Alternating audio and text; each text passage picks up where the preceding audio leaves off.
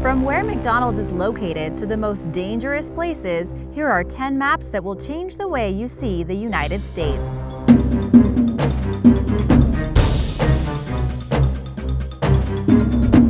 Number 10. The McDonald's Map. As you know, maps can be used to illustrate many types of interesting data, but perhaps none as important as this one, which shows how far you are away from a McDonald's. Yep, that's right. Those golden arches aren't too far away from you no matter where you are in the continental United States. With more than 13,000 restaurants, you are never more than 115 miles away from one. Can you guess where that might be? As you would expect, the restaurants are prevalent in areas of high population and along major transport routes, like every single highway, every single exit. Their spread is only limited by geographic hurdles like mountain ranges and the Everglades. With the exception of California and Washington, the western U.S. has significantly fewer outlets than the east. Remember how I said that you're never more than 115 miles away from one? Well, this spot is known as the McFarthest spot and is actually in the middle of nowhere. It's a whole lot of nothing, but that fact that it is the farthest spot from a McDonald's means that it might just be the last spot of the American frontier. So it used to be in the middle of nowhere, South Dakota, but it looks like now it has moved to Nevada. Does anyone have any updates? Let us know in the comments. Number 9. Fleas. America is a nation of animal lovers, with more than 78 million dogs and 85.8 million cats being kept as pets, let alone the numerous other creatures that keep their human companions company. Along with our favorite friends come unwanted companions like fleas. They can transmit diseases to animals and humans and can be an irritating presence in the home. They, like other insects, are more active during certain weather conditions, and this is where this map comes in. It shows the areas where fleas are most active during different times of the year and allows owners to understand when they and their pets are most at risk. Those shown in red, typically the warmer states, are the ones where fleas are active all year round, so that sucks.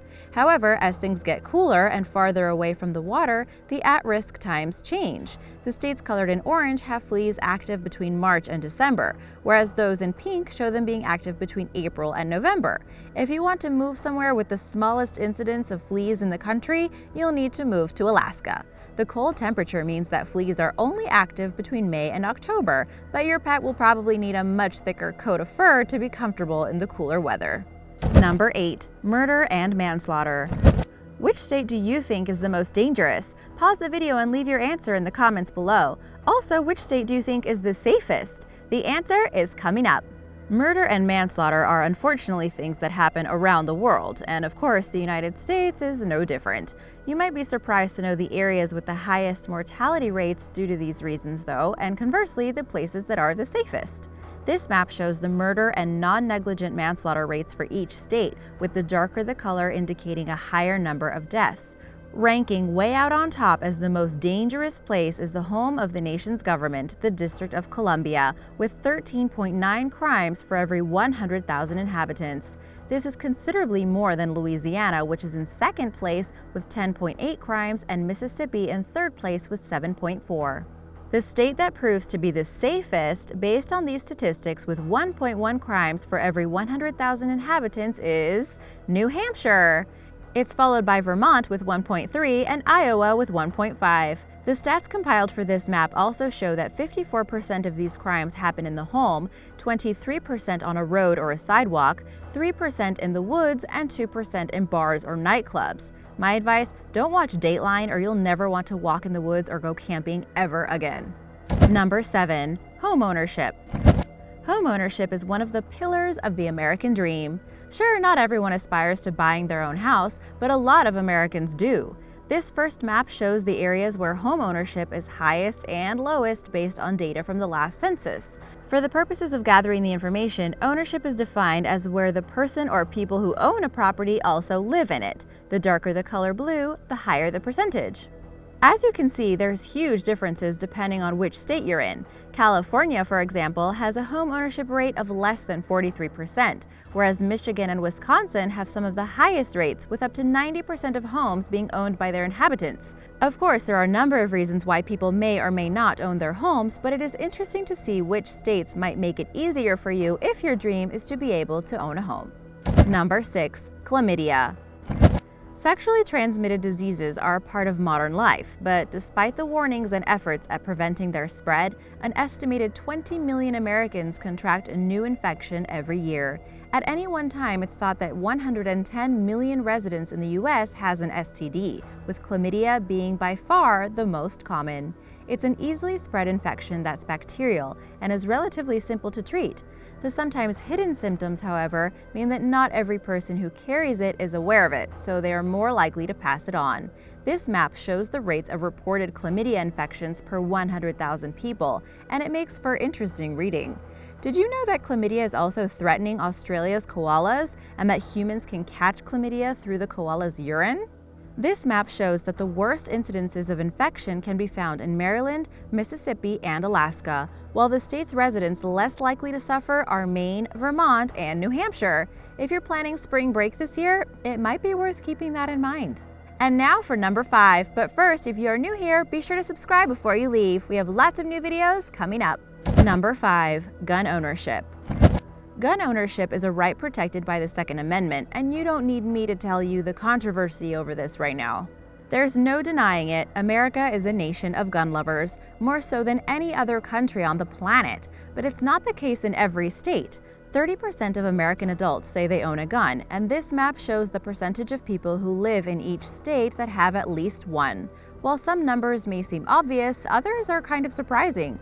Take Alaska, for example. It has by far the highest number of gun owners at 61.7%, but Texas, often thought of as a gun-loving state, is far lower at just 35.7%. The state that bucks the trend with its neighbors the most, though, is Nebraska. Despite being surrounded by states with at least 30% ownership, and next to Wyoming, which has 53.8% ownership, only 19.8% of Nebraskans have a firearm. If you're looking for the place with the lowest gun ownership in the country, then Rhode Island and Delaware both have under 6%. And if you're looking for somewhere warmer than Alaska to be in the company of other armed citizens, then Arizona, Idaho, and even Hawaii are going to be good choices. Number 4, the most remembered states. It's the dreaded test that every school child faces in the United States, to name as many of the states as you can. With 50 to choose from, there are a number of ways to remember them all. If you want, you can look up the song. How many can you remember off the top of your head? Naturally, there are some that are much easier to name than others. This map shows, based on the responses of 12 million people, the states that are the most and the least remembered.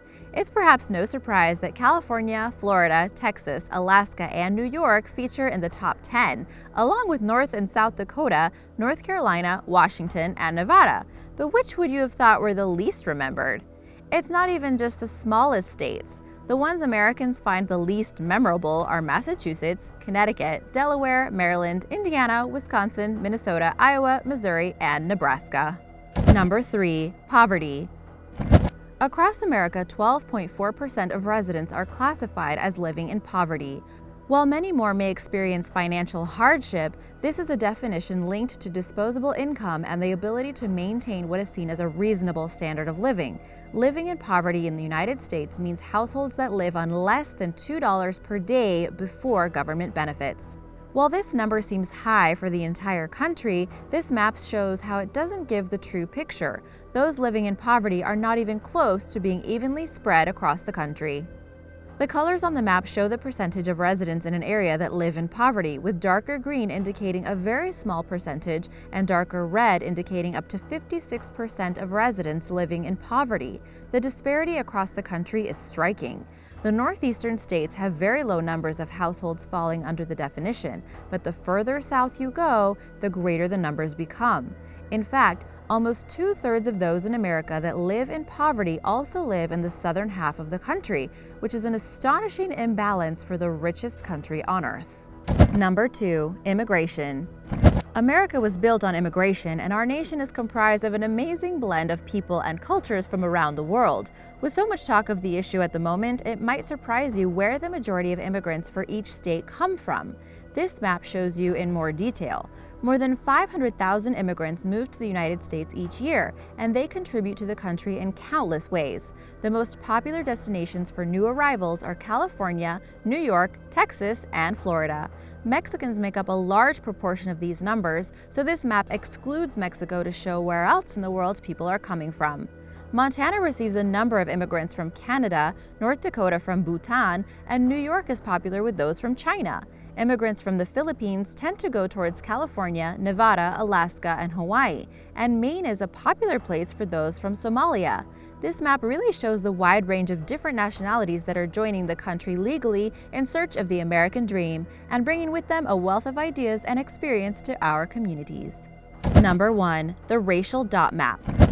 This final map aims to show the geographic distribution, population density, and racial diversity of people in America based upon data collected in the most recent census. The image is generated by placing one dot on the map for each person, each being color-coded by race. This not only shows where the highest population centers are, but also the cultural makeup of the people who live there. The most noticeable things you can see are the divide between West and East America, with far more people living on the eastern side of the country. This is of course due to historic and geographic reasons, but it's made so clear by collecting data in this way. The other immediate thing you can see from this map is the spread of different ethnicities across the country. The vast majority is almost exclusively white except for urban areas and, interestingly, coastal regions. Again, the spread is what you might already expect, but it becomes so clear when you see it presented like this. With the exception of the metropolitan areas, the northern states are far less diverse than the southern states. New York and California are by far the most inclusive regions. Thanks for watching! Were you surprised by any of these? Let us know in the comments below. Remember to subscribe and I'll see you next time. Bye!